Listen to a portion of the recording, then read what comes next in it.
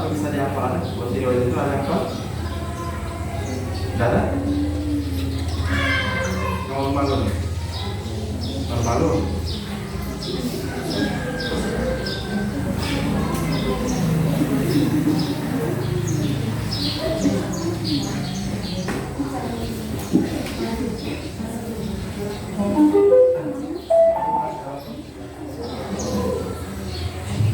Bismillahirrahmanirrahim. Assalamualaikum warahmatullahi wabarakatuh. Waalaikumsalam warahmatullahi wabarakatuh. Alhamdulillahirabbil alamin wassalatu wassalamu ala Rasulillah wa ala alihi wa sahbihi wa man tabi'ahum bi ihsan ila yaumiddin. Amma ba'd. Kita bersyukur kepada Allah Subhanahu wa taala. Hari ini kita dipertemukan kembali dalam nama Allah Subhanahu wa taala. Bersyukur karena mungkin tolong saudara mungkin tadi pagi atau kemarin tadi malam atau kemarin ada yang sudah meninggal dunia. Betul? Betul? Betul. Kita masih diberikan umur panjang oleh Allah Subhanahu wa taala. Kesempatan kita ini kita gunakan sebaik-baiknya untuk kita melakukan terbaik di hadapan Allah Subhanahu wa taala dalam proses beribadah, sholat, berbuat baik apa saja. Salawat dan salam semoga senantiasa tercurahkan kepada dengan kita Nabi besar yang mulia Muhammad sallallahu alaihi wasallam beserta keluarga beliau dan para sahabat-sahabat beliau radhiyallahu anhum ajma'in. Adik-adik yang dimuliakan oleh Allah Subhanahu wa taala dan dewan guru, hari ini kita masuk dalam bab sholat. Materi-materi yang kemarin kita sudah sampaikan itu di musola ini adalah masih bab taharah sudah selesai. Kita tuntaskan sampai dengan bab sholat. Usahanya pelajaran ini karena sholat ini merupakan kewajiban bagi siapa? Setiap sholat ini diperintahkan sebagai kewajiban untuk kita semua kaum muslimin dan muslimat. Kalau misalkan nanti di akhirat itu orang tidak melaksanakan sholat, sudah tentu maka apa? Dia mendapatkan apa? Apa keberatan sholat?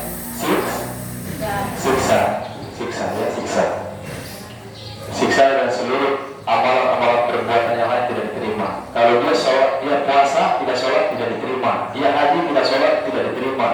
Dia berinfak apapun tidak diterima. Kalau dia sholat, dia berinfak diterima. Kalau dia puasa, dia sholat, infaknya diterima dan puasanya. Ya, jadi ini penting. Ada yang diberikan oleh Allah Subhanahu wa taala. Ada 10 pelajaran, tadi Ustaz ringkas saja sekitar 20 menit ya, tidak lama. Pembahasan kita hari ini tentang sholat, yaitu berkaitan dengan kitab ini yaitu tentang hukum sholat. Hukum sholat adalah as-salatu faridatullah ala kulli mu'min. Para ulama mengatakan sholat itu wajib atas setiap muslim, baik laki dan perempuan ya. In amara Allah Ta'ala biha fi ghairi min ayati min kitabih. Karena sholat ini sudah ditetapkan di dalam kitab Allah Subhanahu wa taala. Kitab Allah itu apa? Al-Qur'an. Di dalam surah An-Nisa ayat 103 Allah mengatakan Fa'aqimus sholata inna sholata kanat 'alal mu'minina kitaban mawqutan. Nah, sholat itu sudah ditetapkan waktu-waktunya atas orang-orang mukmin. Jadi sholat itu sudah ditetapkan.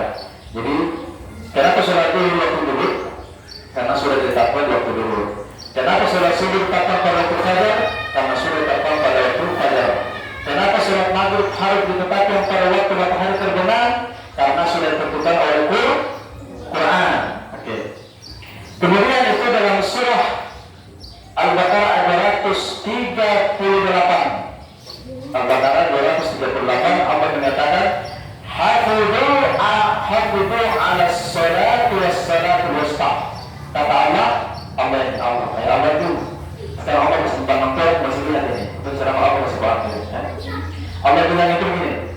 Hafidhu as-salat. Hafidhu ala salati. Pelihara oleh kalian itu ya, di kalian ini. Adik-adik lagi perempuan.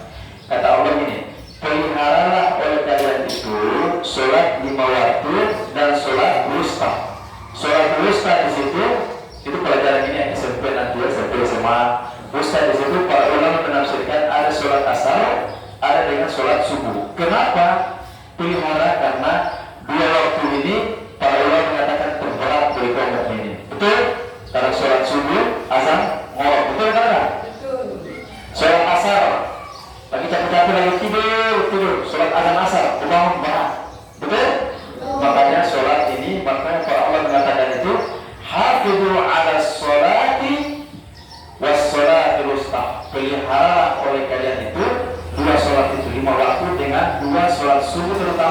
asar. Karena itu ujian. Bahkan para ulama mengatakan begini, kalau mau melihat orang-orang munafik dalam Islam, lihat dua waktu itu. Ya, kalau orang tidak melaksanakan sholat subuh terus menerus dan sholat asar, maka dia termasuk golongan itu sudah munafik. Itu Ustaz tadi bilang, tapi itu memang kata Nabi Sallallahu Alaihi Wasallam. Berkata Ustaz, ya. Kemudian itu sholat itu Nabi Sallallahu Alaihi Wasallam itu menyebutkan sholat itu sebagai pedas yang kedua. Ya. Pedas yang kedua itu diantaranya adalah sholat 5 waktu. Sholat 5 waktu. Rukun Islam sini ada berapa? 5. Coba sebutkan. Pertama apa? Pertama apa? Oke, berkata syahada. Terus apa lagi? Salat apa lagi? Oke, apa lagi? Zakat, baik, bagus. Apa lagi? Oke, saya baca hadisnya. Kenapa rukun Islam itu dibicarakan seperti itu? Karena Nabi sendiri bilang, kata Nabi ini, dunia Islamu ala khamsin. Islam itu dibangun atas 5 dasar. Yang pertama tadi syahadatun an la ilaha illallah wa anna Muhammadar Rasulullah. Bersaksi. Kalau misalkan maaf orang-orang berislam disuruh sholat tak boleh, karena itu boleh bersaksi. Disuruh puasa tak boleh karena boleh bersaksi. Orang-orang sebelum masuk Islam disuruh berhaji tak boleh karena boleh bersaksi. Bersaksi itu meyakini bahwasanya Allah Subhanahu wa taala itu ada dan bahwasanya mengatakan bahwa Nabi kita terakhir Nabi Muhammad itu adalah nabi yang utusan terakhir. Ya. Kata Nabi Sallallahu Alaihi Wasallam, Islam berbentuk atas 5 dasar. Yang pertama syahadatun an la ilaha illallah wa anna Muhammadar Rasulullah. Kemudian itu adalah iqamis shalah, dirikanlah sholat.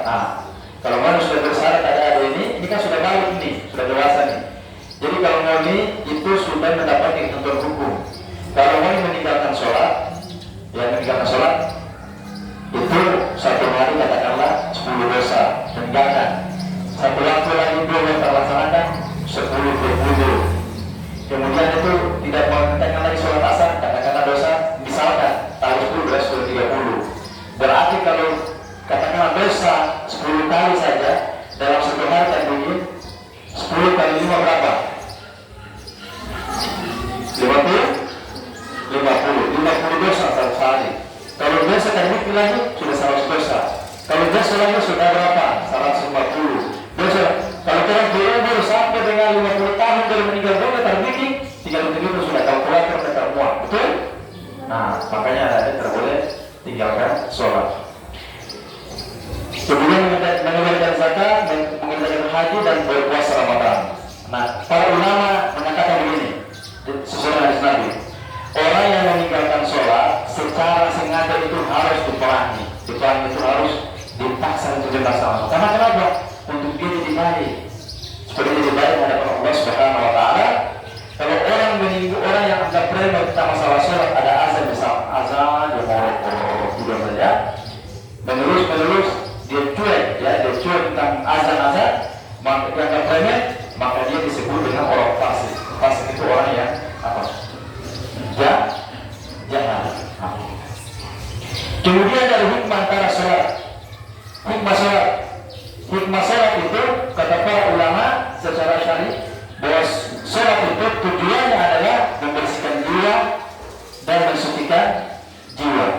Ya, contoh, kalau orang tidak pernah melakukan sholat, itu nanti suka sakit hati ke orang, betul? Karena kita takut ada Allah yang melihat dia. Kalau orang tidak pernah melaksanakan sholat, tidak pernah diarahkan oleh Allah, suka bakar rota, betul? Bagus. Cerita tetangga, karwota dan sebagainya. Kemudian kita takut, dibikin saja karena dia tidak hak Allah saja langgar, betul? Makanya kalau orang meninggalkan sholat yang sengaja itu dia disebut dengan orang fasik. Kemudian kata para ulama itu tujuan daripada sholat itu akan menjadikan seorang hamba itu bermunajat kepada Allah Subhanahu wa taala. Jadi kalau orang itu meminta kepada Allah, sholat dulu. Jangan tak sholat berminta, ya Allah saya ini susah, saya ini tak ada doa, saya cuma bagus meninggal baru saja. Walaupun Allah kabulkan, sholat saja tak ada. Iya kan? Jadi kalau kamu kerja, kalau kamu kerja di toko, kalau kata orang tak kerja, orang kesini pacaran tak ada. Pernah ada kan? Ada. Makanya harus dong kerja dulu berapa gaji, sholat dulu berapa Allah kan? Kasih doa, kasih kuota gitu. Oke. Kemudian orang yang mengerjakan sholat ini nanti insya Allah dia akan dekat dengan Allah nanti di kampung akhirat. Ya, di kampung akhirat dia dekat dengan Allah Subhanahu Wa Taala. Sudahlah kalau betul di dunia merupakan hidup mungkin dalam kondisi orang atau kata orang jinatoran. Kalau bangga, tapi orang sering sholat, insya Allah nanti di akhirat itu ketemu menjadi dekat dengan Allah Subhanahu Wa Taala. Lalu tujuan sholat juga ini adalah mencegah seorang hamba dari perbuatan fahsya. Ada yang tahu perbuatan fahsya? Nih, mana mengatur apa nih? Mana? Perbuatan fahsya kan ada? Fahsya itu perbuatan jahat, mencuri, menfitnah, zina, ya, zina, kemudian itu merampok, suka karotan. Kalau orang sholat itu insya Allah dijauhkan hal itu, gitu, ya. Kemudian sholat juga menjauhkan orang dari perbuatan yang mungkar, ya. Allah Subhanahu Wa Taala berfirman dalam surah Al-Kabir ayat 45, Allah mengatakan, wa aqimus sholata inna sholata tanha 'anil fahsya'i wal munkar. Nah, itu tentang perintah sholat. Sekarang tentang fadilah sholat terakhir, ya. Saya kata seperti itu. Fadilah sholat yang pertama itu kata Nabi, Rasul Amri As-Salam, pemimpin tertinggi adalah Islam. Wa amuduhu as-sholat, tiangnya Islam itu adalah sholat, ya. Wa dirayatus sinami bil jihad fisabilillah, dan puncak tertingginya Islam itu adalah jihad. Kemarin itu sudah ceritakan sampai kemarin haji di Mesir sampai Palestina. Ada hadir? Nah, itu bagaimana menceritakan tentang kondisi di Gaza pada hari ini. Itu di sana kaum muslimin berjihad lawan orang-orang Yahudi karena apa? Menjajah tanah Masjid Al-Aqsa. Masjid Al-Aqsa itu miliknya siapa? Kaum muslimin, termasuk Bolivia ini punya tanah semua punya Masjid Al-Aqsa. Dulu Palestina itu adalah miliknya kaum muslimin, termasuk yang ada di Batu ini punya hak sepenuhnya di Masjid Al-Aqsa. Ya. Yang kedua, kata Nabi Sallallahu Alaihi Wasallam masalah sholat, baina rajuli dan syirk wal kufur tarku sholat. Nah, ini perumpamaan kata Nabi, perumpamaan seorang muslim dengan orang yang kufur, dengan orang yang meninggalkan sholat itu adalah perumpamaan orang yang antara seorang muslim dan seorang musyrik dalam kufur itu adalah meninggalkan sholat. Jadi kalau jangan sampai orang meninggalkan sholat, nanti orang diperumpakan dengan orang-orang yang musyrik atau orang kufur. Ya. Kemudian pada sholat, kata Nabi Sallallahu Alaihi Wasallam, beliau mengatakan, umirtu an uqatila nas hatta yashhadu an la ilaha illallah wa anna Muhammadar Rasulullah. Kata Nabi, aku diperintahkan untuk memerangi, mendatangi, menegaskan kepada manusia sampai mereka mengucapkan ya, bahwasanya tidak ada Tuhan kecuali Allah dan Muhammad adalah utusan Allah, dan mereka mengeluarkan zakat. Jika mereka sudah melakukan rukun Islam yang 5, kata Nabi, fa'aludhalika asamu minni bima'ahu wa amalahu, maka terpeliharalah seluruh harta dengan darah mereka kecuali dengan hak Islam dan hisabnya terserah Allah Subhanahu Wa Taala. Jadi kalau zaman Nabi, kalau orang bersolat, itu Nabi datang ke baru bentuk pintu dicek. Sahabat kalau salat hari ini, itu sahabat takut datang karena tujuan aku supaya orang itu jadi baik. Kalau satu kampung tidak melaksanakan sholat, itu yang heran kalau banyak perampokan, banyak jahat. Orang terpampang masih harta lagi. Betul? Betul. Lihat itu terjadi di banyak di televisi, begal-begal, ya. Itu ibu-ibu lewat dengan emas, ini orang mau pakai emas tidak bisa. Harus foto tangan balan dan tangan buang tangan cabut itu emas. Itu karena apa? Karena mereka tidak kenal Allah, tidak mengenal merasa takut, tidak pernah mengenal lemahnya adanya dosa. Kemudian kata Nabi Sallallahu Alaihi Wasallam mengatakan,